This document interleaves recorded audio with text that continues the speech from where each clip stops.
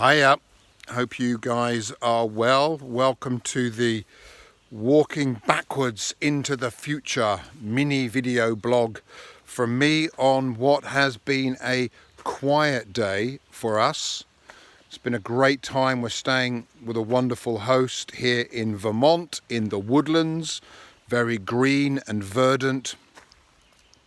Tonight we have a presentation which we're calling a listening circle, where we have 30, 40, possibly 50 even people turning up to not just to listen and witness to the historical injustices and traumas that have happened up and down this coastline, perpetrated mostly by the English during the colonial eras, but also post-American war for independence by the American government itself.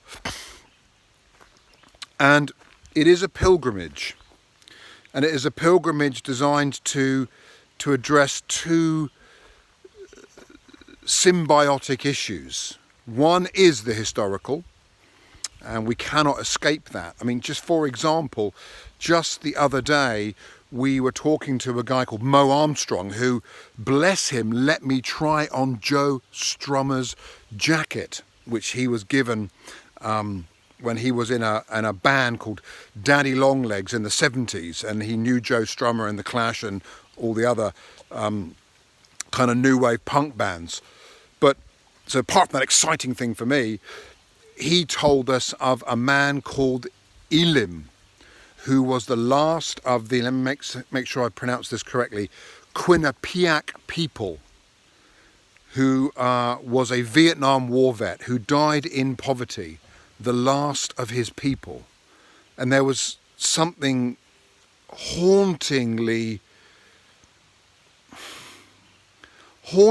disturbing about hearing the story of the last of a people group having died quite recently, actually. Deeply disturbing that as a nation and society, this country here in America could be so massively insensitive to a reality like that. But this is a pilgrimage of discovery, whether it's a discovery of the injustice or whether it is a discovery of those that are very committed to walking a new way. And for Christians like me, pilgrimage is often a word associated with personal development. It's a personal pilgrimage designed to get me closer to God. And that is traditionally what pilgrimage is. You go on a journey to a sacred place where along that journey you encounter others and you are formed in the journey. But there is another sort of pilgrimage, and it is just as much in the Christian tradition, even though perhaps in the West we don't necessarily see it as a Christian thing these days. We might more view it as a secular march, but it is the pilgrimage to discover. It's a pilgrimage with a purpose. Let's put it that way. It is a pilgrimage where you set out to discover. It is a pilgrimage not of protest, but it is a pilgrimage of truth. And I'm not sure that there's a word that can be used to describe this, other than the pilgrimage that we are on is not so much, the central purpose is not so much a pilgrimage of self-improvement, personal spiritual journey. It is a pilgrimage of discovering the truth.